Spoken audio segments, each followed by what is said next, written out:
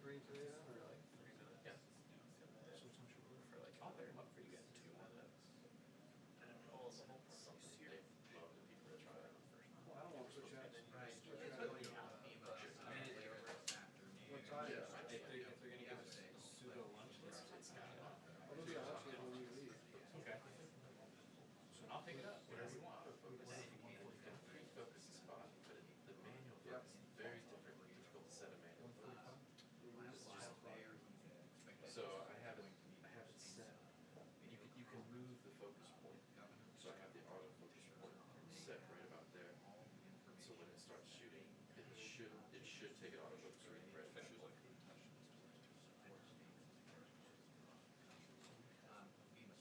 Yeah. But I can't direct that to the app, right? I can't reach out on the app. I can't point to that spot and say I can't move the autofocus. 2-minute warning before the briefing begins. 2-minute warning. 2 minutes. Motorcade? 1:45. Oh, no, you're not. I'm not worried. I quit. What time are you doing salads for?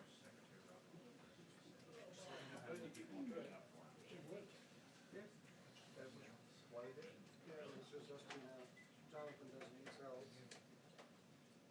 That's absolutely not true. I had salad last night. With my pigtails. We were having a pandemic, and so I brought my dog. There she is. There she is. There she is.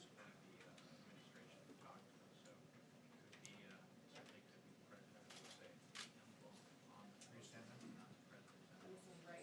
So stay right there. Hey, you're live.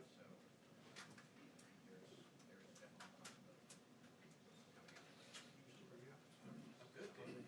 Hey, wherever you need to be, wherever you need to be, I can adjust.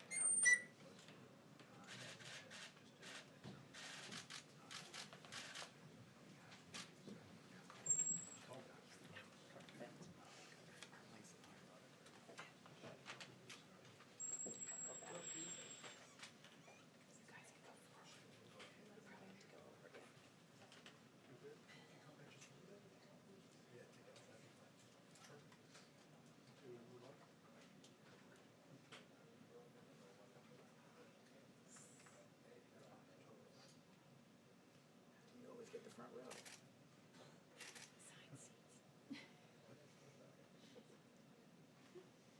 guys are socially distancing. We are. We're trying to practice what we preach. It's called age. That too.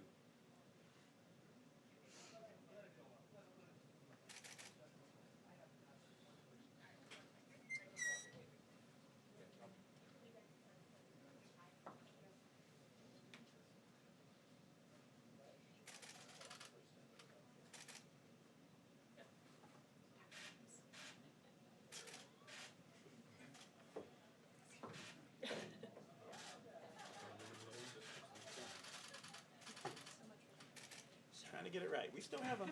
Yeah, we're We still trying. have an elbow Well, length. we're seeing a little social distancing here. If you've been watching, George, you've noticed that there's often quite a crowd there behind the podium, standing shoulder to shoulder. This time, like the rest of us here in the briefing room, there's a little separation, not quite 6 feet, as recommended, but certainly more than we've seen in the past. And we will wash our hands when we're done, which is important.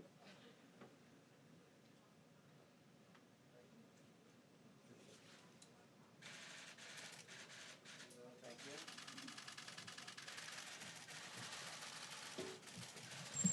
Thank you very much. I think this is going to be a very important conference, and I'll get to that toward the middle, but I have a few things to report, and want to thank you all for being here. And I have to say, I think with social distancing, that the media has been much nicer. I don't know what it is, all these empty, these in-between chairs. You probably shouldn't have anybody sitting behind you either. You should probably go back. But I love it. It's so much nicer. But I shouldn't say that because you'll get me now. Thank you all for being here. And we continue our relentless effort to defeat the Chinese virus. Before I begin, I want to start by announcing that today we are bringing home another American citizen. It was a big thing, very big. Omar Fakouri is on his way back to the United States after being imprisoned in Lebanon since September of 2019. He's battling late-stage cancer. Mr. Fakouri will now be able to receive the much-needed care and treatment in the United States. We've been working very hard to get him freed, and he's finally able to have his entire family at his side. So I'm very grateful to the Lebanese government. They worked with us, and we are very proud of his family. They stood by him so strongly, and they are thrilled. The United States has no higher priority than the safety and well-being of our citizens. We've gotten a tremendous number of hostages out, as you know. I think we're 42-0, and Robert O'Brien, as you know, was our chief negotiator for a large part of it. In fact, did so well that now we have him in a different position. So I want to thank and congratulate Robert and his team, and I want to let everyone know that recovering Americans held captive and imprisoned abroad continues to be a top priority for my administration. We have one young gentleman, Austin Tice, and we're working very hard with Syria to get him out. We hope the Syrian government will do that. We are counting on them to do that. We've written a letter just recently, but he's been there for a long time, and was captured long ago. Austin Tice, his mother's probably watching, and she's a great lady, and we're doing the best we can. So, Syria, please work with us, and we would appreciate you letting him out. If you think about what we've done, we've gotten rid of the ISIS caliphate in Syria. We've done a lot for Syria. We have to see if they're going to do this. So it would be very much appreciated if they would let Austin Tice out immediately. As you know, my administration is working every day to protect American people and the American economy from the virus. Yesterday, I signed into law a critical support for American workers, families, and small businesses. It's a big thing. We're providing sick leave and family medical leave to those affected by the virus, and more help is on the way as we speak. Our entire team, headed by Secretary Mnuchin, is on the Hill. We're working with Democrats and Republicans, and there's a lot of goodwill going on. This was something that happened that was, some people would say, an act of God. I don't view it as an act of God. I would view it as something that just surprised the whole world. And if people would have known about it, it could have been stopped in place. It could have been stopped right where it came from, China. If we would have known about it, if they would have known about it. But now the whole world almost is inflicted with this horrible virus, and it's too bad. It's too bad, because we never had an economy as good as the economy we had just a few weeks ago. But we'll be back, and I actually think we'll be back stronger than ever before, because we learned a lot during this period of time.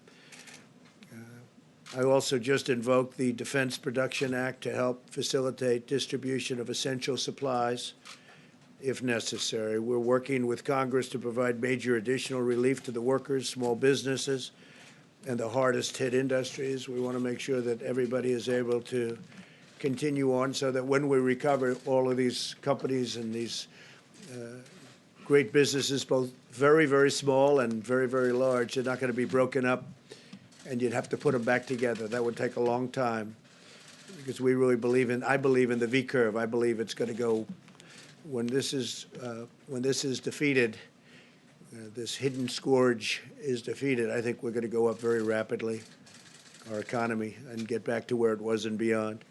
Today I want to share with you exciting progress that the FDA is making with the private sector as we slash red tape like nobody has ever done it before. Somebody was on yesterday on one of the networks and said that there's never been a president even close that's been able to do what I've done in slashing all of the red tape and everything to get very important things to the market, medical.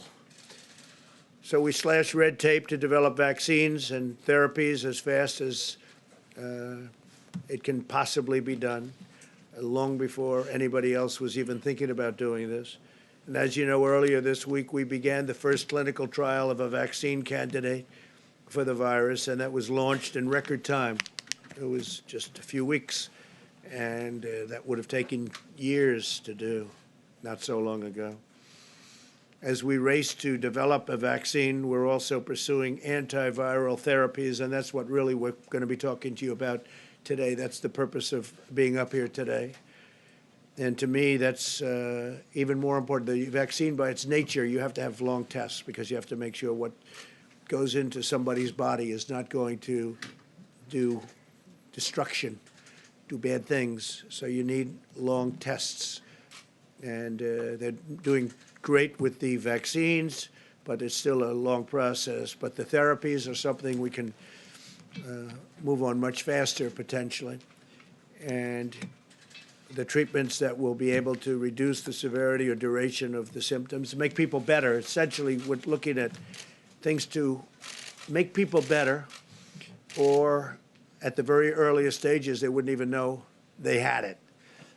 And that's where I believe it's going to work even the best. The FDA Commissioner, Stephen Hahn, who's with us, he's fantastic. And he has been working 24 hours a day. He's been, he's worked like probably as hard or harder than anybody in the group, other than maybe Mike Pence or me.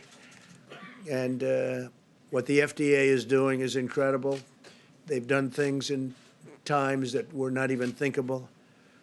And I've directed the FDA to eliminate outdated rules and bureaucracy so this work can proceed rapidly, quickly, and I mean fast.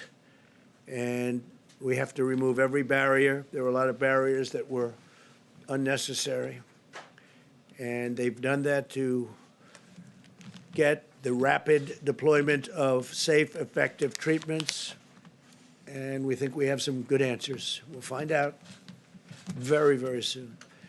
Clinical trials are already underway for many new therapies, and we're working on scaling these to allow many more Americans to access different drugs that have shown really good promise. We've had some really good promise.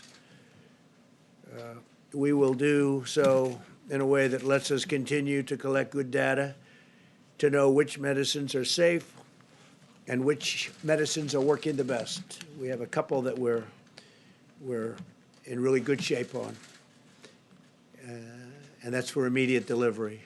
Immediate, like as fast as we can get it.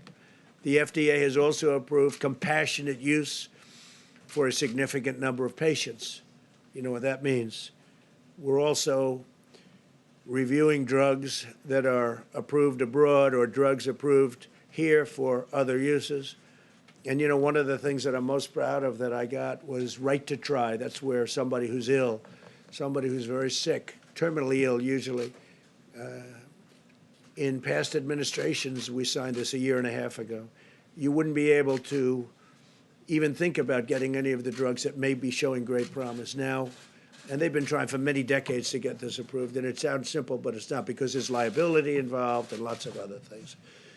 And I was able to get it approved working with Congress, right to try. This is beyond right to try.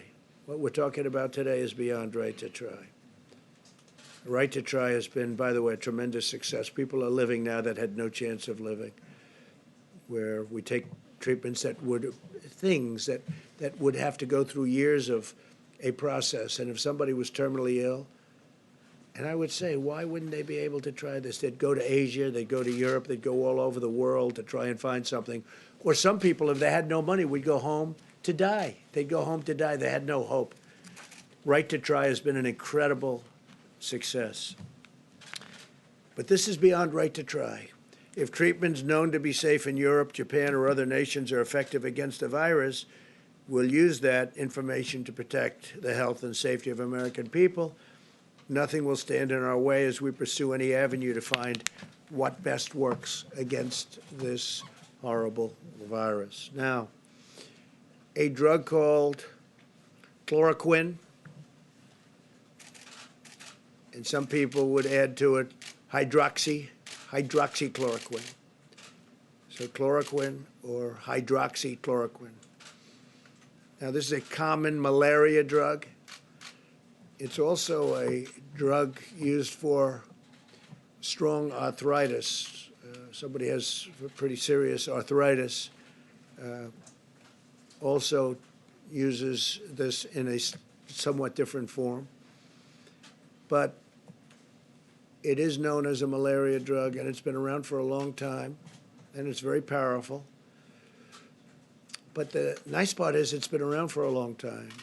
So we know that if things don't go as planned, it's not going to kill anybody.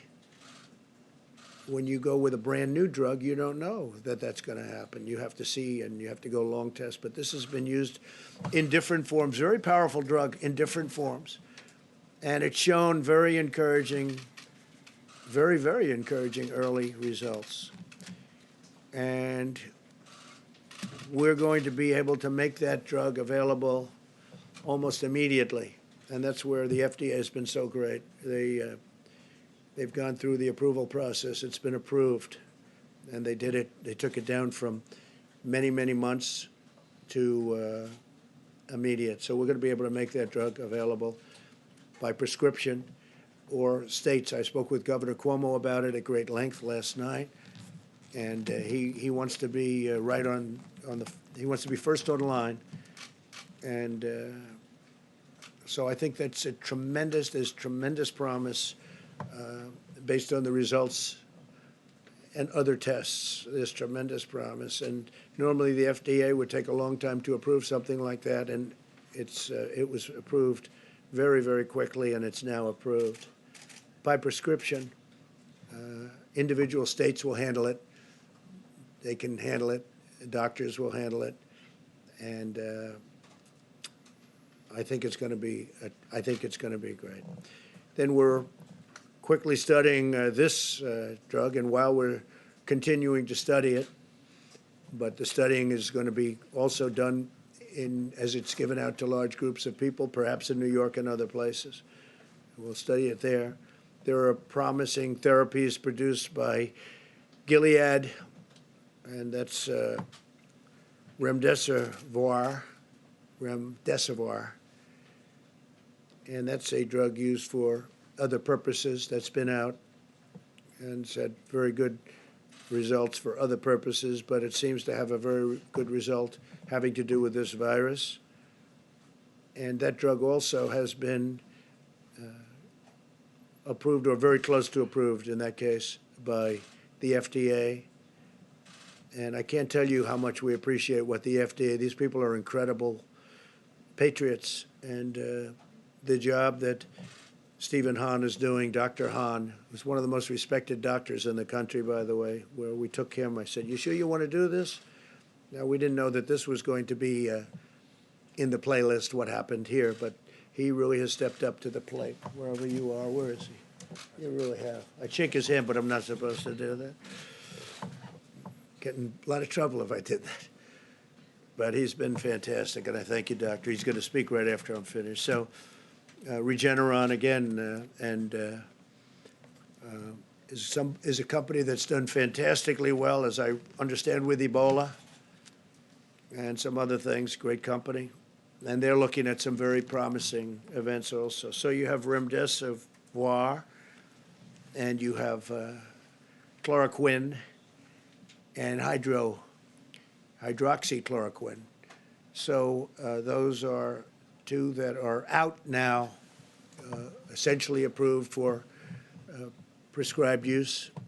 And I think it's going to be very exciting. I think it could be a game changer, and maybe not. But I think it could be, based on what I see, it could be a game changer. Very powerful. They're very powerful. So I want every American to know that we're doing everything we can, and these actions are important next steps. I mean, for the FDA to act the way they acted with this kind of speed is an incredible thing. Normally they'd say, well, we can have it by next year, or we can have it in 2 years from now. You understand, this is the way. Normally it's like years and years and years. They had it immediately, based on the fact that it's been used for other things, totally unrelated things. We believe these therapeutics and others under evaluation right now will be able to provide relief to many Americans. We really hope that's going to be. This could be a tremendous breakthrough, And we will work toward a much-needed vaccine in the future, as I said. And what we're doing with the FDA is so exciting in so many other fields. So many things are happening. It's a very exciting time for medicine. And we appreciate that the American public has pulled together. They're really staying home. And I think there's tremendous spirit in this country right now. It's spirit like a lot of people have not seen. People have not seen anything like it for a long time. And that means Democrat, Republican, they're pulling together. I hope everything's going good on the Hill. Maybe I shouldn't say this until I check out what's going on, because you never know. But I think there's a great spirit where the Democrats, the Republicans, and everybody else are getting together and they're trying to get things done. But most importantly, the American public has been incredible. We took the best economy we've ever had, and we said, stop, you can't work. You have to stay home. You know, there's never been a case like this. Normally, you pay a lot of money to get things going. Here's a case where we're paying a lot of money to stop things because we don't want people to be together so that this virus doesn't continue onward.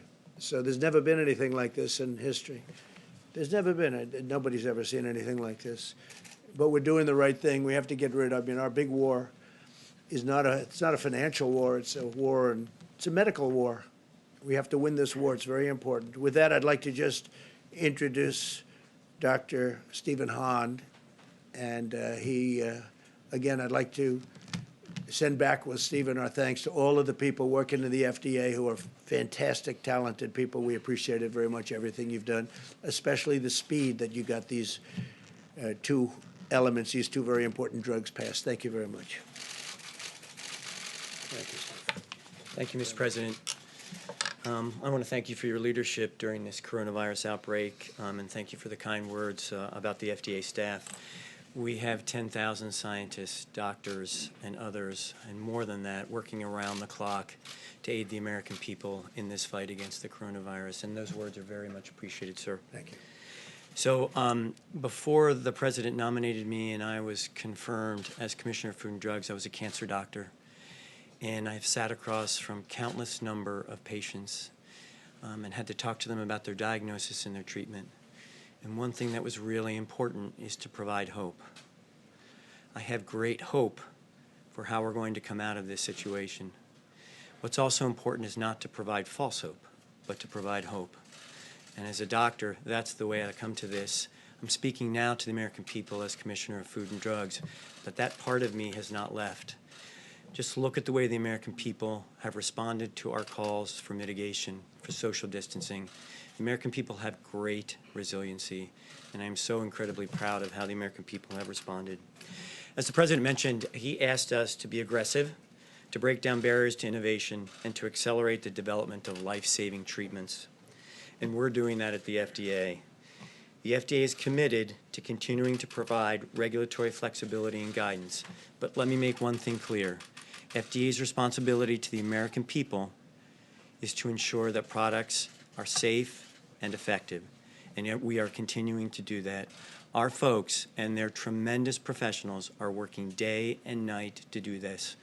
You just can't even imagine how much they're working to provide this support for the American people, and I thank them. Since early January, long before the first domestic case, FDA began working in collaboration with CDC. I also want to note that we stood up an incident command group and have been focused on the coronavirus since the very beginning of this public health emergency. This is, in addition, an all-of-government and all-America approach, and I'll describe what I mean by that in terms of the development of therapeutics. An important part of that work is expanding the potential therapeutic options associated with coronavirus, and we've learned from our colleagues across the globe about this. But I want to focus on one thing. I was a cancer researcher before all this, and one thing I know about this great country of ours is that we have unbelievable innovators. We have people who every day, it's their job to develop treatments for all sorts of diseases. We are incredibly blessed as a country to have this. And as is true in any illness, these great American innovators, academia, private sector, they have engaged us about the best possible treatment options. We are looking at everything that's coming across our desks as possible treatment options for coronavirus. And we're extremely encouraged by the interest and the promise that we've seen from these great American innovators. Now again, we need to look at it. We need the data. We need the information to make the absolute best decisions for the American people. But I want to assure you, we have over 17,000 people at FDA who are doing this every day. We need to make sure that the sea of new treatments will get the right drug to the right patient at the right dosage at the right time. As an example, we may have the right drug, but it may not be in the appropriate dosage form right now, and that may do more harm than good. Those are the things that's our job to look at, and that's why it's really important we have these dedicated professionals looking at these aspects of therapeutic development.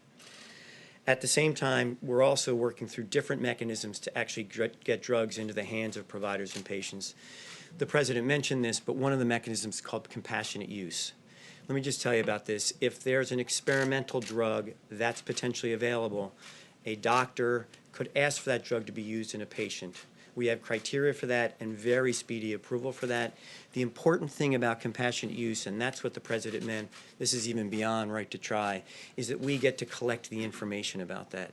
Because one of the things, and our promise to the American people, is we will collect the data and then make the absolute right decisions based upon those data about the safety and efficacy of the treatments.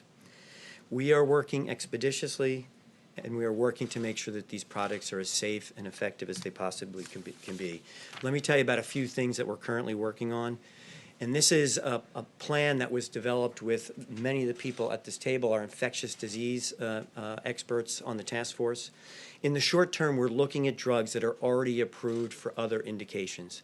So they're already approved, as the President said, for other diseases. As an example, many Americans have read studies and heard media reports about this drug chloroquine, which is an anti-malarial drug.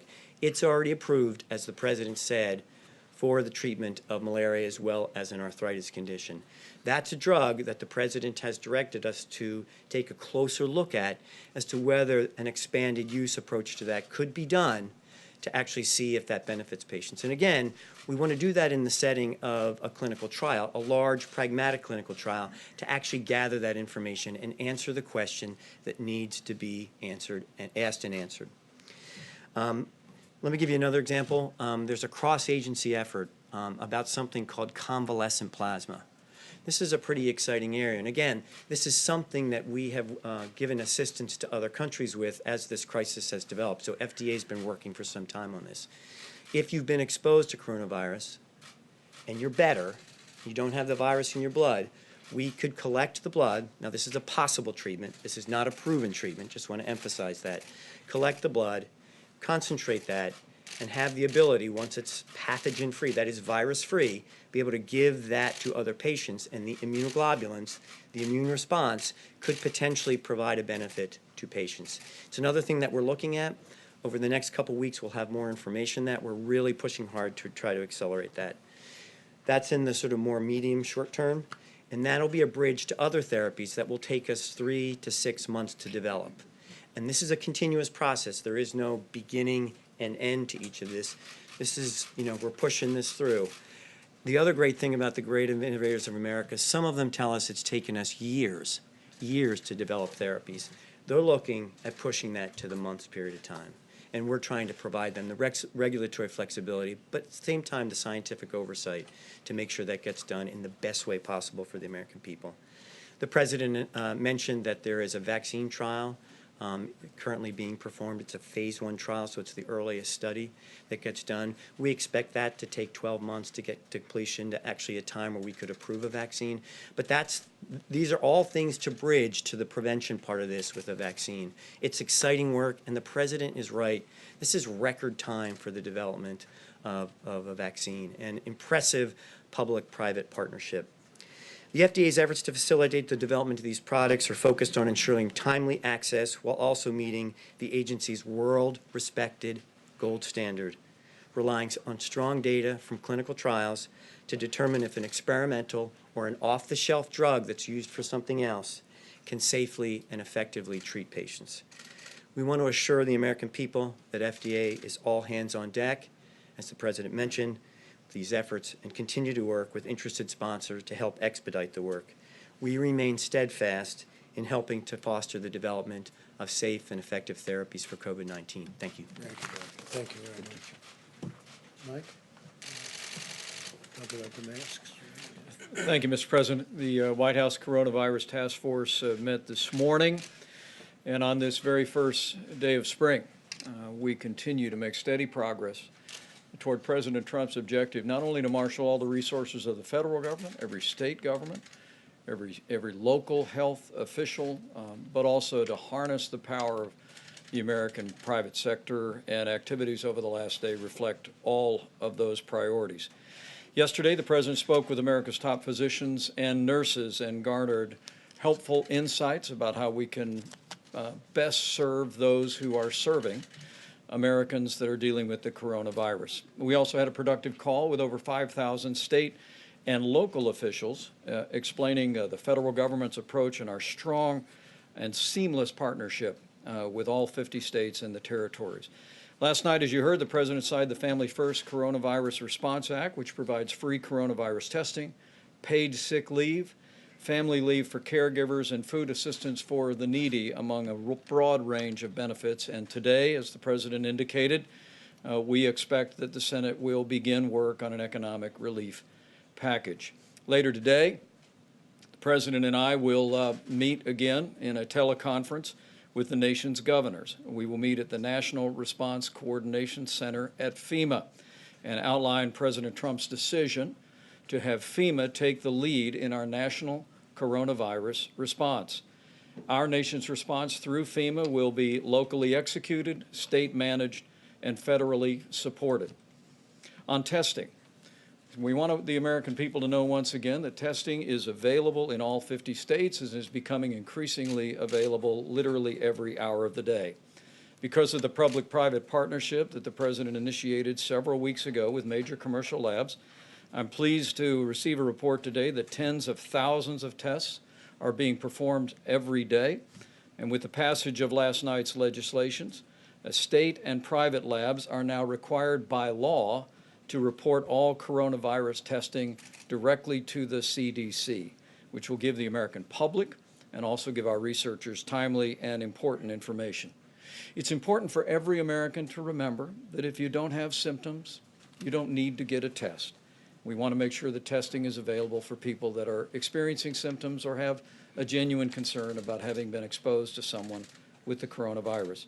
Dr. Birx will address county-level data as well as the progress we've made on testing, and Americans can expect to see how an increased number of cases as our new testing system comes online should not be a cause of concern. She'll explain the importance of taking into account our new testing system as new data arrives over the next several days. On supplies, a priority the President has given to our task force We continue to work with healthcare providers, businesses, and state leadership to identify available supplies, not merely in the federal stockpile, but much more importantly, available across the private sector. We're encouraged to see companies like Honeywell and 3M that I visited a few short weeks ago take advantage of the changes in the law last night that allow the sale of industrial masks directly to hospitals. Those companies have now greatly increased by the tens of millions their production of so-called N95 masks that will give our healthcare workers the protection that they need to minister to those that are dealing with the symptoms or the disease of coronavirus. Following the signing of last night's bill, all of those masks now have liability protection, and the companies can sell industrial masks to hospitals. It is encouraging, as we called out yesterday, to see construction companies all across America that are, as we speak, checking their supplies and donating those industrial masks to their local hospitals. And I know I speak on behalf of the President, who spent a lot of time as a builder, when we thank builders across America for partnering with our local healthcare officials. On the subject of ventilators, we're working with healthcare providers around America and suppliers. And we're encouraged to learn that we've literally identified tens of thousands of ventilators that can be converted to treat patients. And we remain increasingly confident that we will have the ventilators that we need as the coronavirus makes its way across America. But as we said before, we're all in this together. And before I step away and give the podium back to the President and to Dr. Birx, I want to call every American's attention again to the President's 15 days to slow the spread. We continue to hear one case after another, one city after another, where people are putting into practice the principles that the President outlined this Monday. And make no mistake about it, that while for the American people as a whole the risk of serious illness remains low, these guidelines should be practiced by every American in every community, not only to lessen the spread of the coronavirus, but to protect the most vulnerable among us. And I think Americans from their hearts are not only practicing these principles of social distancing and avoiding social gatherings of more than 10 people, using drive-thrus at restaurants to protect their own health and the health of their family, but they're also recognizing that no American wants to inadvertently convey the coronavirus to someone for whom the consequences could be quite serious. At the President's direction, we'll continue to marshal all the resources of government at every level. We'll be reiterating that strong partnership with America's states this afternoon, with America's governors, pulling all of the private sector energy together, the innovation that you just heard described. I know on this first day of spring that we'll get through this, and we'll get through this together. Thank you, Mr. President. Thank you very much. Dr. Chris. Thank you. Thank you, Mr. President. So I know you're watching the data carefully. You can see the dramatic increases in the number of new cases based on our ability to test additional people. And this will continue over the next 2 to 3 days as we begin to have backlogs reduced of the testing. You all have heard the anecdotes of people waiting 5 or 6 days for their test results.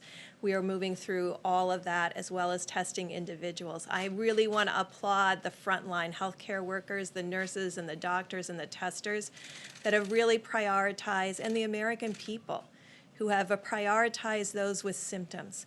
The number of test positives is increasing. That is a dramatically important signature that everybody is doing their job. Those with mild symptoms are staying home, self-isolating. Those with serious symptoms are coming forward to getting testing. Our test positive rates are now into the 10 to 11% range. That still means that 90% of the illnesses out there, even the severe ones, are not COVID-19. I know many of you are looking at the state level data. Still over 50% of the cases come from 3 states. This is why we continue to prioritize testing in those states. In addition, 50% of the cases come from 10 counties. We're a very large country with very many counties, and I just want to applaud the local and state governments that are implementing their emergency operations centers and plans to ensure. I want to also really thank the healthcare workers that have been asked to reduce all elective surgeries, medical, and dental visits. This will dramatically increase the number of ventilators that are available in hospitals, but also in ambulatory surgical centers that can be converted and utilized. And also to the construction industry. We are deeply grateful the number, as Vice President said, the number of individuals have come forward with their construction masks, their booties, their Tyvek suits, and their masks to contribute them to the healthcare sector. The President's request to make this available in that legislation changes the ability and increases our availability immediately by the 75 to 90% range because of the amount of construction use of those elements. Thank you. Thank you, Doctor, very much. Jerome, please. Thank you, Mr. President, Mr. Vice President. Today, you heard a wonderful announcement from the FDA, and I just want to give a shout out to Steve, Dr. Hahn, and the folks at the FDA, where several hundred of my Commission Corps officers work. You're right, Mr. President. They are tireless. They're doing things that have never been done before to bring the most prudent advances to the American people. But I want to talk about something different briefly. We know many of you are home practicing the President's guidelines for social distancing.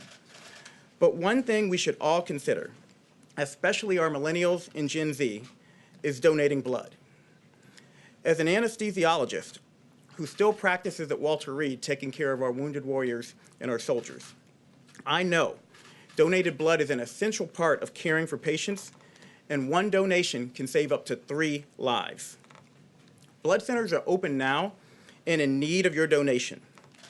I want America to know that blood donation is safe, and blood centers are taking extra precautions at this time based on new CDC recommendations, including spacing beds 6 feet apart, disinfecting surfaces between patients, temperature checking staff, and encouraging donors to make appointments ahead of time so we can space them out.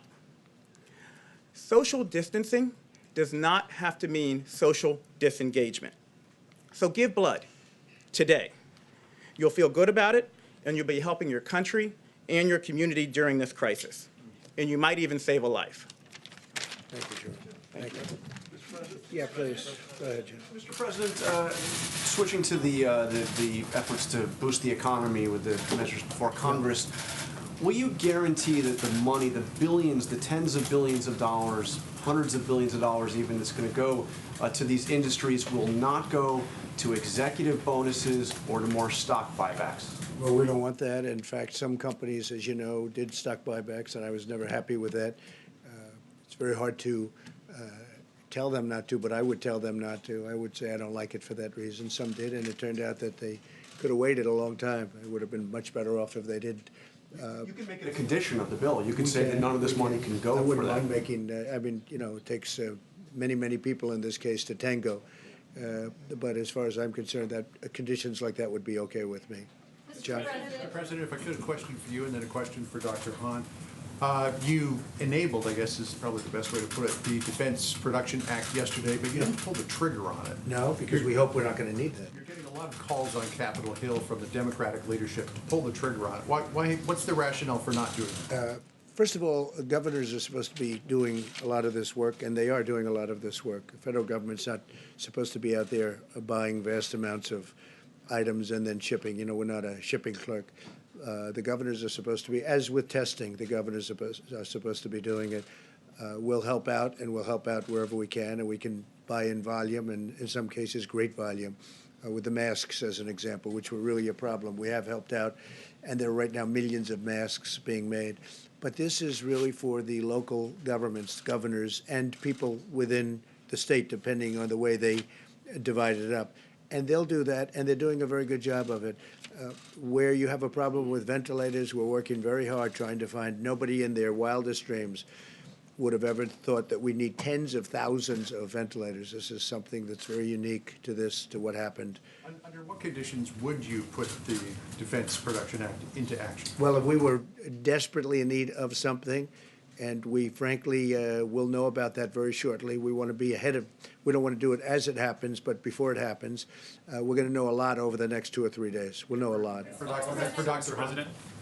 Dr. Hunt, any idea when remdesivir will be available to the market? And are there any drugs in the pipeline that you believe could qualify for a treatment IND? So with respect to the first question, I'm prohibited by law to disclose confidential commercial information. What I can tell you is we're working very closely with the company on this, and we'll have additional information. They will, relatively soon. Yes, there are drugs in the pipeline. We're looking at every one. Everyone on this dais gets calls every day, as do all of our people at the FDA, about potential therapeutic options. We are looking at every single one of them. Okay. Mr. President, 2 questions for you. One on coronavirus, but just really quickly, are you confirming that Austin Tice is still alive? No, I'm not, but we're trying to find that out. This has been going on for years. Many years they've been trying to find Austin Tice. He was in Syria, as you know. His mother is an incredible woman, and I'm doing it for him, but I'm doing it for his mother. His mother's an incredible woman who's desperate to find her son. And I'm not confirming alive, but if he is alive, we would like very much to get him back quickly. Okay, and on coronavirus, speaking of shortages of supplies, the CDC has put out guidelines for hospitals that are dealing with a shortage of masks to use them beyond their shelf life, reuse them instead of getting new ones, and in a worst case scenario, use a bandana instead of a mask. How is that acceptable at all? Well, I haven't seen that, but I will let Mike answer that question, Vice President. I'm happy to, Mr. President. I can't emphasize enough the incredible progress that was made with the passage of the legislation last night. The President had me go to Minnesota and meet with 3M that manufactures these N95 masks a few weeks ago. And we learned of their production at that facility of 35 million masks a month. Less than 5 million of those were qualified to be sold to hospitals. So the President worked with Republican and Democrat leadership. We've extended the liability protection. So now that all the industrial masks that are manufactured as N95s are now available to hospitals, and we're seeing a dramatic increase in production. Honeywell alone is repurposing a factory that was destined for Mexico to produce another 120 million masks per year. 3M is increasing output to 420 million masks per year. We put a priority at the President's direction on making sure those that are providing healthcare services to America have the protection to keep themselves and their families safe. And with the legislation last night, with the incredible response among these great private sector companies, and as we mentioned repeatedly, with construction companies around America heeding the President's call to donate their industrial masks to hospitals, it's happening all over America. We know we'll meet that need. But when will those be ready? Isn't that kind of sad they have to use a big... How many masks are being made, and when will they be ready, or at least we start getting them ready? Well, as I mentioned, 3M is increasing their output to 420 million a year. At production in January, they make 35 million per month at that facility. And we're prioritizing the distribution of those. But the other thing, and we'll emphasize this with governors this afternoon, is we're working with governors to make sure that the healthcare providers, the hospitals, and the clinics in their state are placing orders now that this tremendous increase in supply, particularly with industrial masks, is now available. We're going to make sure they understand that the supply has greatly expanded thanks to a bipartisan legislation and the accomplishment of the President. And the response by these companies is making more masks available. And we're going to make sure healthcare providers are purchasing those. And the federal government will also make sure that our stockpile properly reflects those increases as well. So, on the President's question, when will those masks be ready for, because they need them like today? They're available now. The 3M facility that I was at told me that in January they went to full production on 35 million masks. The legislative change means that all 35 million of those that started to be produced at full capacity in January can now be sold to hospitals. That's the distinction here. It's a very important change, and it's part of the way the President has been engaging the private sector, pushing the kind of regulatory reform and the kind of liability reform that has greatly expanded the availability of masks. So they're in the marketplace now. We're going to make it clear to governors, as we made it clear to healthcare providers in conference calls yesterday, that those resources are now there. We've vastly increased the supply of medical masks, and we're going to continue to put a priority on making sure that we're calling on industry at every level, calling on major suppliers that the President met with this week, to make sure that those personal protective equipment are there. Some of that had to do with the liability to the company. They had a big problem with liability, and much of it had to do with the liability to the company. Mr. President, thank you. Two for you and one for Dr. Hahn. The American Hospital Association just told NBC News that they need $100 billion in order to address shortages in equipment and other infrastructure there. You just signed 2 legislative packages. They say it didn't directly give money to address this issue. Why not? And will you commit to making sure they get the money? We're looking at that issue directly with them, and that's a separate issue, but we're looking at that issue very directly. Will you make sure and We're commit to looking at it giving very them the money directly. that Well, they we're going need? to do our best on it, but we're working with Democrats and Republicans on that. We're looking at that very specifically. Can you bottom line people, when can Americans expect their lives to go back to normal? Will that not happen until there's a vaccine? I hope Mr. very President? soon. We'll see. This is uncharted territory, as you know. We think we have ideas. It doesn't help to say what the ideas are. I would hope very soon. We've pulled together as a nation. People are, for the most part, doing what they're supposed to be doing. The social distancing is very interesting, a whole new term that's become it's become somewhat of a hot term, but people are listening, and they're really doing a great job. This country is an amazing country. I think you're up to 141 different countries right now, so it's very uncharted territory. Could have been stopped pretty easily if we had known, if everybody had known about it a number of months before people started reading about it. You said you did know. Excuse me. Before we started reading about it, it could have been stopped in its tracks. Unfortunately, they didn't decide to make it public, but the whole world is suffering because of it. You did say a few days ago, though, you did have a sense that this was a pandemic that was coming. So why was the United States not prepared with more testing? We were and very supplies? prepared. The only thing we weren't prepared for was the media. The media has not treated it fairly. I'll tell you how prepared I was.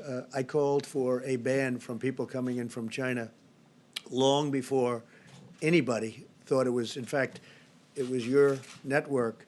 I believe they called me a racist because I did that. It was many of the people in the room. They called me racist and other words because I did that, because I went so early. So when you say we weren't prepared, had I let these tens of thousands of people come in from China a day, we would have had something right now that would have been, you wouldn't have even recognized it compared to where we are. How many people have passed away? How many people have died as of this moment? You could multiply that by a factor of many, many, many. So when you say that I wasn't prepared, I was the first one to do the ban. Now other countries are following what I did. But the media doesn't acknowledge that. They know it's true.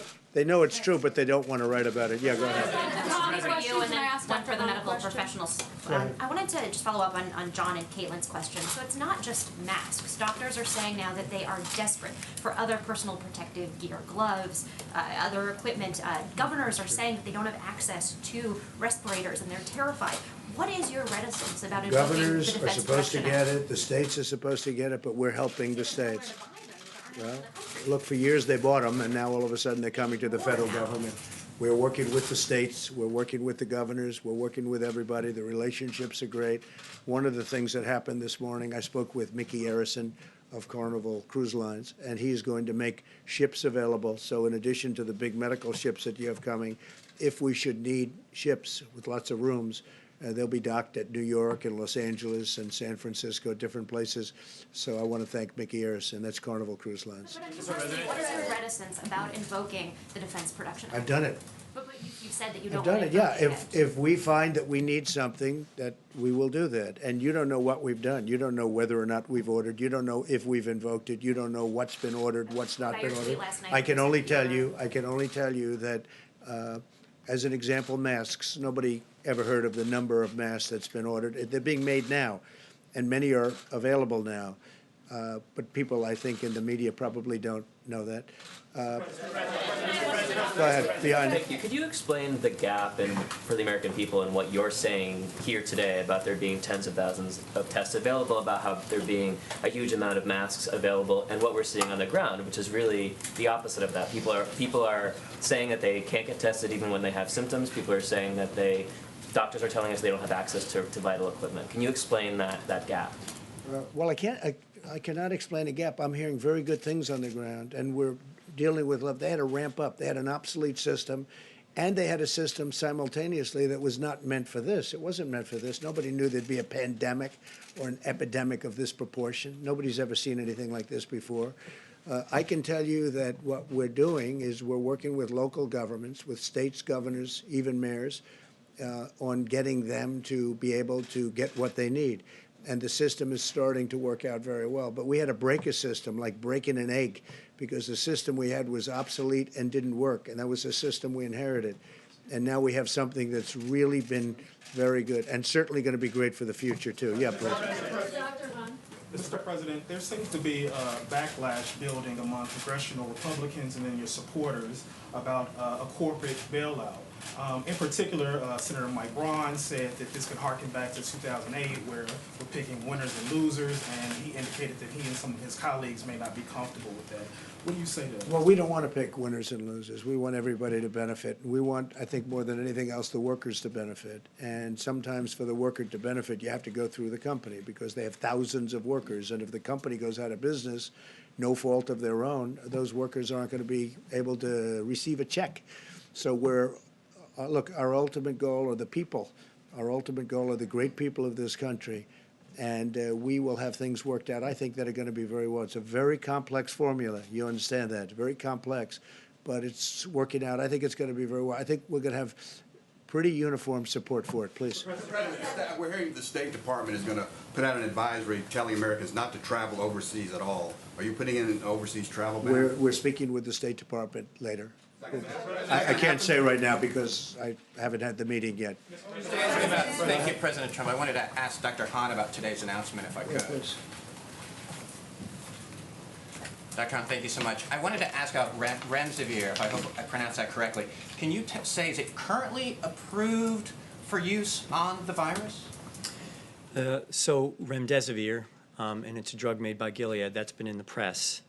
It is currently in clinical trials here and around the world. We have also made it available by that approach that I told you called compassionate use, where a doctor could ask the FDA for that. And the really positive thing about that gives it rapidly to a doctor and a patient, but it allows us to collect the data, because what we really need to do is understand what the data and science are in order to make the appropriate decision about safety and effectiveness. So how do you just make sure that it is safe? And I mean, is there any concern at all that it will be safe, considering that it's not going through the normal process and could potentially cause negative effects? Dr. Fauci earlier talked about we do not want to put out anything that could cause negative effects. Is there any concern about those kind of things with this drug? Sir? Yeah, thank you for that question, because I just want to be clear about this. Remdesivir is going through the normal process. We are using our internal processes at FDA to set up with the company the protocols to actually collect the data. And you're right, we need to actually know about the safety and the effectiveness, and that's done through the clinical trial process. So it's those data that are going to inform the decisions that are ultimately made about safety and efficacy. This is an unprecedented situation. This is a really significant time. And one thing that, with the President's leadership, FDA has done is said, okay, how do we approach these extraordinary times with extraordinary measures, knowing that we have a sacred trust with the American people about safety and efficacy, but still at the same time enable these treatments to get into patients, and that's what we're doing. Mr. President, one for you and one for the doctors. How likely is it that the 15-day guidance that you have put through will be extended? I can only tell you on the 14th day, and we'll have to see. We'll have indications later on. Dr. Birx indicated that there are 3 states and 10 counties, if I got that right, where 50% of the cases are focused. Should those areas be doing more measures such as shelter in place? I think they actually are doing a lot. I mean, I know New York is working very diligently, been very strong. I assume San Francisco is one of the areas, and Los Angeles, and state of Washington, obviously, that's one that has to be up there.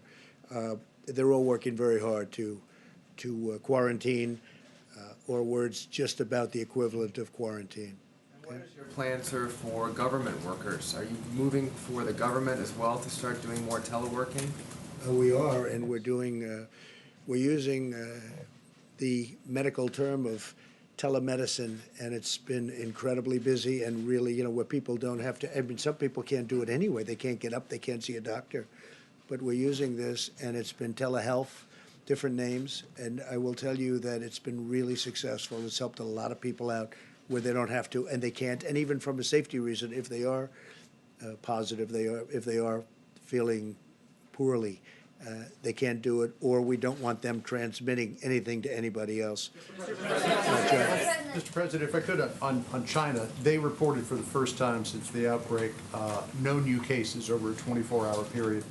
Do you have any reason to disbelieve them? And second to that, the National Security Council yesterday put out a tweet very critical of the Chinese government, saying the Chinese Communist Party suppressed initial reports on the Chinese virus and punished doctors and journalists, causing Chinese and international experts to miss critical opportunities to prevent a global pandemic. Could you expand? Well, it would have been much better if we had known about this a number of months earlier. It could have been contained to that one area in China where it started. And certainly the world is paying a big price for what they did, and the world is paying a very big price for not letting them come out. Everybody knows that. We all know that. As far as believing what they're putting out now, I hope it's true. Who knows? But I hope it's true. I really do. Quickly, a question for you, and then also for the doctor, if possible.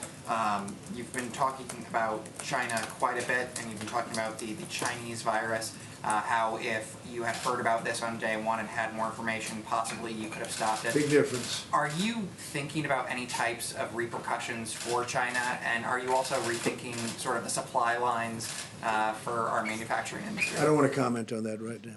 Yeah. President, I have a question for you and also a question for Dr. Birx. If you, American workers across the country are losing their jobs at an unprecedented rate, and your former economist said we could see some of the worst job numbers ever.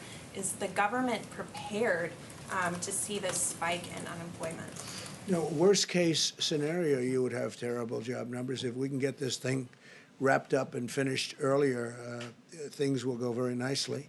And one of the things they're working, as you know, one of the elements that is being worked on very much so in the Hill is to keep the jobs going, so that when we do get rid of the virus, we're going to be able to just really, I think, go like a rocket. I think the economy is going to be fantastic. Now, when he said that, he was using that as the ultimate bad outcome. I don't think anybody believes that's going to happen. Go ahead. Members of Congress are now being tested positive for. Members of Congress are now being tested positive for coronavirus, and you have almost 24 who are self-quarantining. Do you have any guidance for Congress? Should they? I know all of them, and I don't know if they're sitting like you people are sitting. You're actually sitting too close. We should probably get rid of about another 75, 80% of you. I'll have just 2 or 3 that I like in this room. I think that's a great way of doing it. We just figured a new way of doing it, but you're actually much too close. You two, you should leave immediately. But look, I know all of them. They tested positive. Hopefully they're all going to get better. And it's one of those things. It's Congress, it's one of those things. Should they keep going to the Hill, or should they? Well, I don't think they're going to the Hill. I mean, I know some where they tested positive, they're in quarantine, and I know Lindsay and many others they didn't test it, but until they got the result, they put themselves in quarantine. A number of people in Congress right now are in quarantine. They don't know the results. When they get the result, they'll either stay there and get better, because people get better. I mean, most people are getting better. Most, by far, you get better. Doesn't mean it's not a tough one. It is a tough one. But no, when many people in Congress have felt not perfect, or they met somebody that wasn't perfect. It turned out to be positive, and they've put themselves in quarantine. And I think Congress has behaved unbelievably well in that regard. Mr. President, on the stimulus, sir, given what is happening to the economy, do you think $1 trillion stimulus is enough? We'll know about that later on. We'll see what happens. It depends how long. So much depends on what's going on in this room in terms of the medical. If we can stop it in its tracks, the virus, it's plenty. If we can't, we'll have to go back and talk. Do you support the idea of the government taking an equity stake in certain companies? I do. I really do. Which companies are you? I'm not gonna say, but I think so. Look, people are coming in for money. In some cases, no fault of their own, but in some cases where they did certain things over the course of the years, including buying back stock. You know, they bought back stock and they paid a high price for it, as it turned out. But maybe I view that as a little bit differently than somebody that didn't, than somebody that built plants all over the United States, of which there were plenty of them too. Consider airlines or Boeing, or what are you thinking of? We will be helping the airline industry. We will be helping the cruise ship industry. We probably will be helping the hotel industry. We'll probably be where jobs are created. You don't want to lose industries like this. These are incredible industries. You can't lose them. So we'll be focused on many industries. And I have to say, I can't say it strongly enough, we will be helping small businesses. That's where it's complicated, because there's a lot of small, you know, that's the engine of the country. We will be helping small businesses. Dr. Hahn, Mr. President. These two members of Congress that have tested positive for coronavirus, these will be votes that you need to pass this $1 trillion stimulus package for the economy. Do you expect this to slow down the delivery of checks for American families? And are you considering any executive action? There could be. We're looking at a couple of things that I could do. Hopefully we won't need it, but we can do. There's a lot of executive power. If we don't have to use it, that would be a good thing, not a bad thing. Yeah, please. Thank you, Mr. President. One for you, and potentially as well one for either Dr. Birx or Dr. Adams. Right now, the economy is essentially ground to a halt. Thanks for telling us. We appreciate it. Stores have closed. Travel has slowed down. Go ahead. What's the rest of your question? We know that. Everybody in the room knows that. The question is, how long should those who are either not working right now or business owners who have to make critical decisions, how long should they expect the state of affairs as it stands at this moment to play out? And for the doctors behind you. We'll be able to tell you that I think in the near future. We'll see where we're going. You're going to see numbers. You've seen the graphs. You're going to see numbers, and we'll be able to let you know. I will say that the American public has been incredible for the most part, not in all cases, but for the most part. So you'll be able to see what's happening over the next, as we say, we had a 15-day period. You'll be able to tell a lot in a week or so, not everything, but we'll be able to see over a period of time. And for all the parents that are home right now, and this is a question for Dr. Birx or Dr. Adams, who are caring for their children and are curious as to when might my kids be able to go back to school, what do you think is a realistic timeline? Well, I think all of those decisions are made at the state and local government level, and each state and local government has handled it differently. That's why we put out from the president federal presidential guidance to every single person about what we think is important for the next 2 weeks. And as we look at that data, we'll be able to see if it's having an impact. I think you've all seen the modeling studies. Those were driven by the modeling studies showing that if you add these things together, they have a bigger impact than separately. And so those are part of the decision making. We had a whole group of modelers in yesterday. They're compositing all the data together to look at this carefully, because everyone has those same questions of what the impact will be and what pieces could essentially be removed and you still have the same level of impact in decreasing the spread of the virus. The absolute key to this, though, is every single American looking at the president guidelines and taking it seriously. The acts of selflessness that I am seeing are so impressive across the board. But if even 10 or 15% of the population decides that what they're doing today is more important than the health and welfare of the rest of the Americans, they can spread the virus in a very strong way, because you know the level of contagion. And I have to say, if chloroquine or hydroxychloroquine works, or any of the other things that they're looking at that are not quite as far out, but if they work, your numbers are going to come down very rapidly. So we'll see what happens, but there's a real chance that they might work. Go ahead, please. In the back. Thank you so much.